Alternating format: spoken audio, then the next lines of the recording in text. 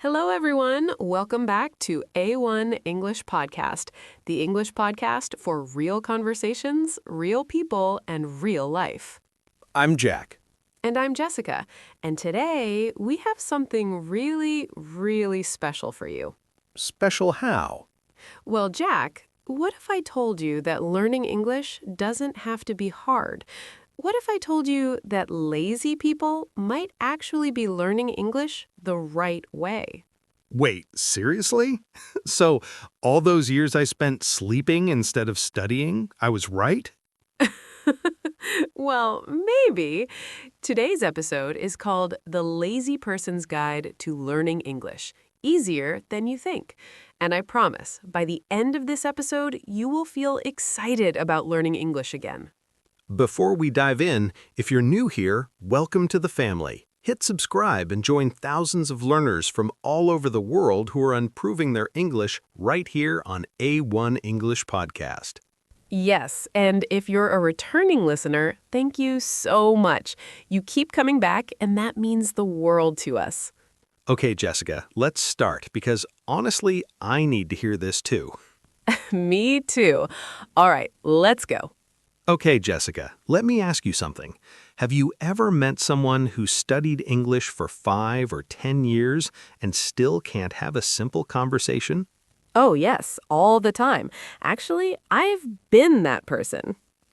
And why do you think that happens? I think because we learn English the wrong way. We memorize grammar rules, we study vocabulary lists, we write exercises in textbooks, but we never actually use the language. Exactly, and that is the number one problem. People think English learning looks like this: sitting at a desk, serious face, big grammar book, lots of rules. Yes, and feeling stressed the whole time. But here's the truth. Real English learning, it looks completely different. Tell us, Jack, what does real English learning look like? Real English learning looks like watching a TV show in English, listening to a podcast like this one while cooking dinner, singing along to an English song, texting a friend in English, reading a funny tweet, things that don't even feel like studying. Oh, so basically fun things, lazy things, easy things. Exactly. And this is not laziness. This is called comprehensible input. It's a scientific approach. When you understand the language in context, your brain absorbs it naturally, like a sponge. I love that. Your brain is a sponge, and the more you soak it in English, even through fun, easy activities, the better you get. And here's what's amazing. Children learn language this way. A baby doesn't study grammar. A baby listens, absorbs, then speaks, and they become fluent. We can do the same thing as adults. So the key message here, and write this down if you can, is exposure beats studying. Okay, Jack, I love this next section because it sounds too good to be true. Can you really learn English while you sleep? Well, not exactly while you're sleeping, but what you do before sleep is incredibly powerful. Oh, interesting. Tell me more. So here's something really cool. Scientists have discovered that the last 30 minutes before you sleep, your brain is in a very special state. It's relaxed, it's open, and whatever you put into your brain during that time gets processed and stored during sleep. Wait, so if I listen to English before sleeping, my brain actually works on it while I'm asleep? Yes, that's exactly right. So instead of scrolling through social media for an hour before bed, which, let's be honest, we all do, try listening to a short English podcast, watch a 10-minute English video, read a few sentences in English. Even just 5 minutes of English input before sleeping can make a real difference. Okay, but Jack, what should we listen to? Some people say listen to grammar lessons, some say listen to audiobooks. What do you recommend? My recommendation? Listen to something you enjoy, not something you think you should enjoy. If you like cooking, listen to an English cooking channel. If you like sports, listen to an English sports podcast. If you like funny videos, watch English comedy. This is so smart because if you enjoy it, you don't feel like you're studying and you do it every day without even thinking about it. Exactly. Consistency beats intensity. 10 minutes every single day is 1,000 times better than 3 hours on Sunday and then nothing for a week. Say that again, Jack. That's really important. Consistency beats intensity. Small habits every day. That's the lazy person's secret weapon. Idea. Create an English bedtime routine. 10 to 15 minutes of listening or reading in English before sleep.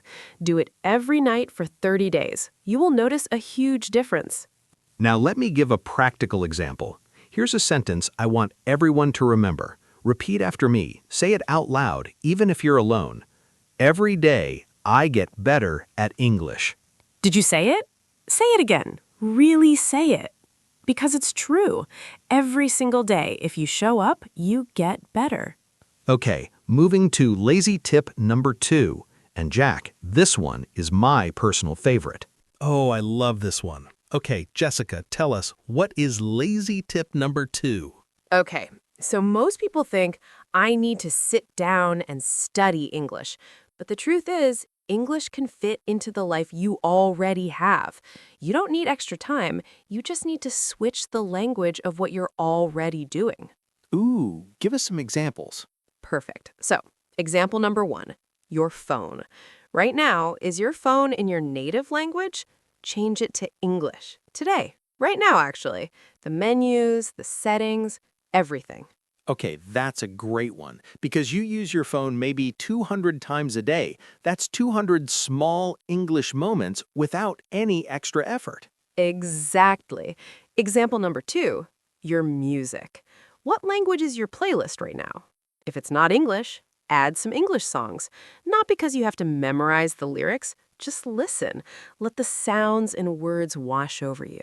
And over time, you'll start noticing phrases, words. You'll catch yourself singing along without even realizing it. Yes, that's called passive learning, and it is so powerful. Okay, example number 3.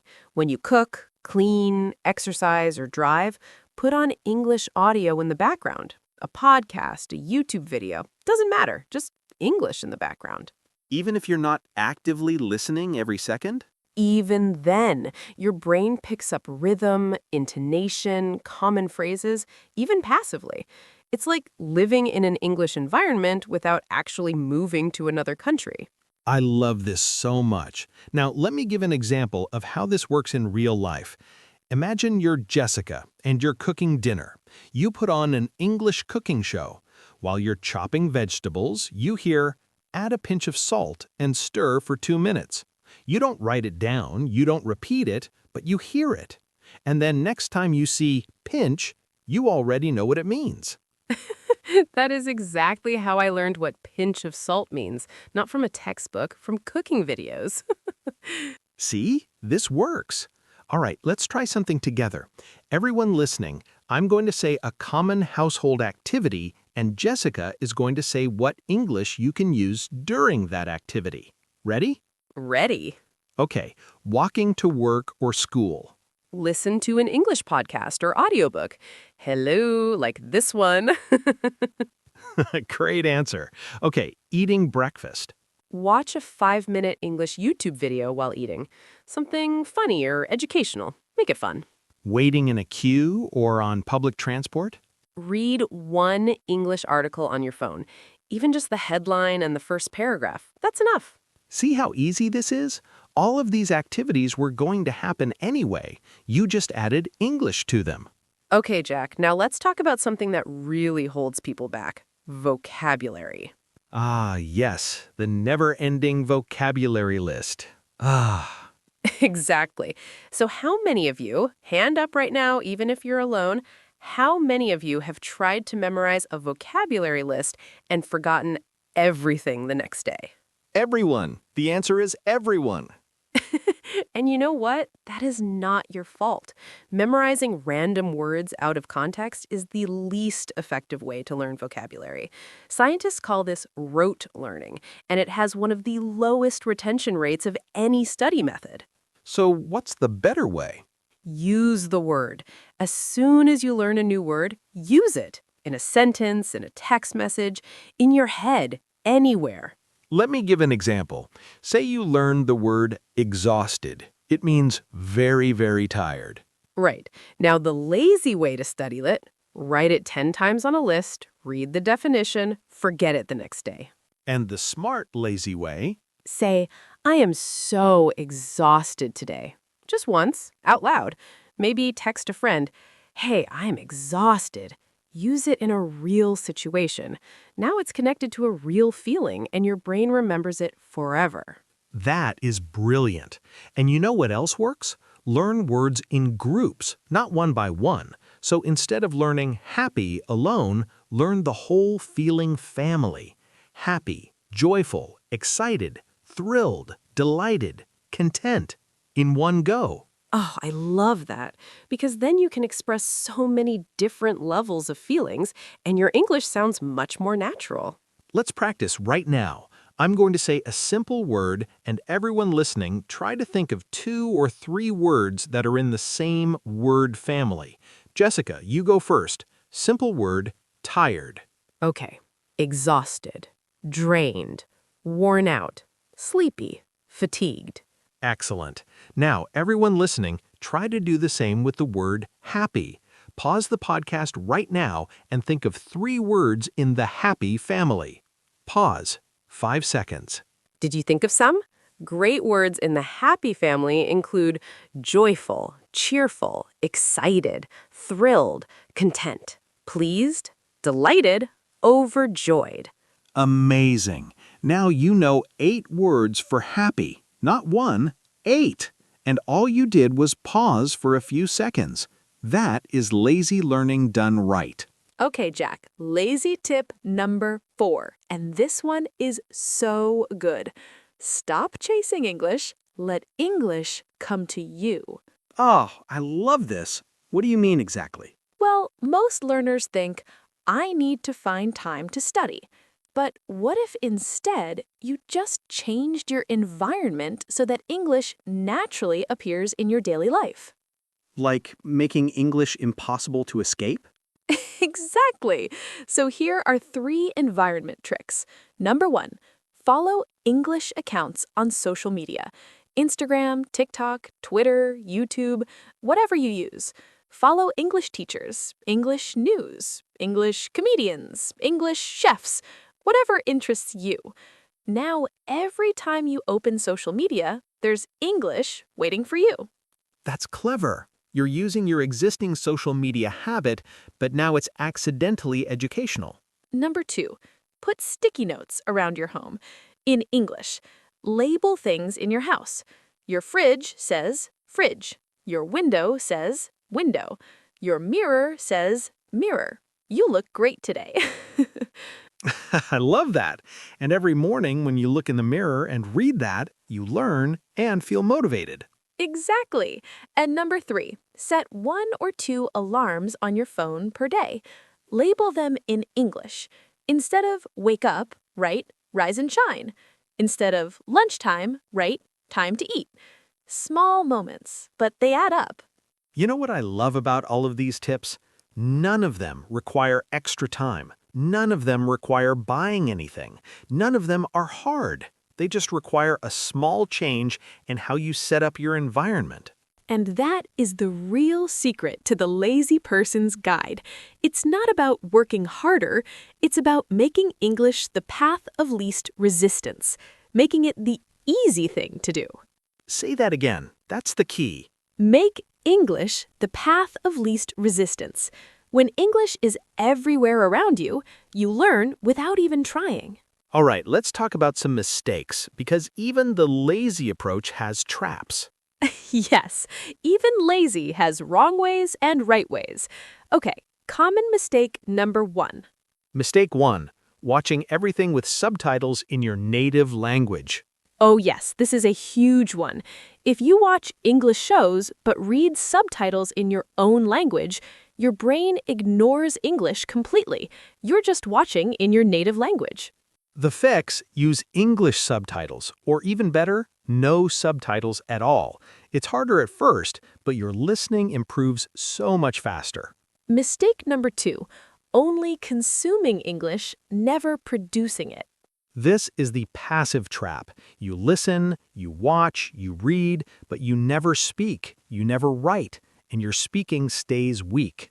The fix, even 5 minutes of speaking practice per day makes a huge difference. Talk to yourself, talk to a mirror, talk to your phone, record a voice note in English about your day. Even with no one listening, practice speaking. You know, mistake 3, waiting until you're ready to speak. Ugh, this one breaks my heart. So many learners say, I'll speak when my English is better. But here's the truth. Your English gets better by speaking. You will never feel ready if you wait to feel ready. The fix is speak now, even badly, even with mistakes. Every mistake is a lesson. Every awkward sentence is progress. And remember, no one is judging you. We are all learning, every single one of us. Silence is the only real mistake. Say that one more time, Jack, loud and clear. Silence is the only real mistake. So speak. Always speak. Okay, everyone, let's give you something practical before we say goodbye. Something you can start today. We call it the 7-Day Lazy English Challenge. And yes, it is genuinely lazy. Here's the plan. 7 days, 7 small habits. Day 1, change your phone to English. That's it. Day 2, listen to an English podcast for 10 minutes. Maybe this one again. Day 3, learn 5 words, but use each one in a sentence. Not just memorize them, use them. Day 4, watch a short English video with English subtitles. Even 5 minutes counts. Day 5, follow 3 new English accounts on social media. Day 6, put 5 sticky notes in your house. Label things in English. Day 7, speak. Record a 60-second voice note in English about your week. What did you do? What did you learn? Just talk. 7 days, 7 lazy habits, 7 real steps forward. And if you complete the challenge, tell us. Leave a comment. Message us. We want to celebrate with you.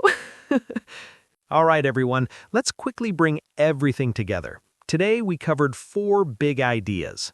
First, exposure beats studying. Don't just read grammar books. Listen, watch, absorb. Second, your bedtime routine is a secret weapon. Put English into your brain before sleep. Third, stop memorizing, start using. Use new words in sentences. Learn word families, not isolated words. And fourth, make English the path of least resistance. Change your environment. Let English come to you. And we talked about the 3 big mistakes: native language subtitles, only consuming and never producing, and waiting until you're ready. Remember, you don't need to be perfect, you just need to be present. Show up every day, even for 10 minutes, especially on the days you don't feel like it. Because those are the days that actually build you. The lazy days, the small days, the simple habits that change everything. If this episode helped you today, please hit the like button. It helps us reach more learners just like you around the world. And if you haven't subscribed yet, please subscribe to A1 English Podcast. We upload new episodes every day to help you improve your English naturally, easily, and joyfully. Thank you so much for spending this time with us. We really, truly appreciate every single one of you. Keep practicing, keep trying, keep going. You're doing amazing. Bye, everyone. See you in the next episode. Bye!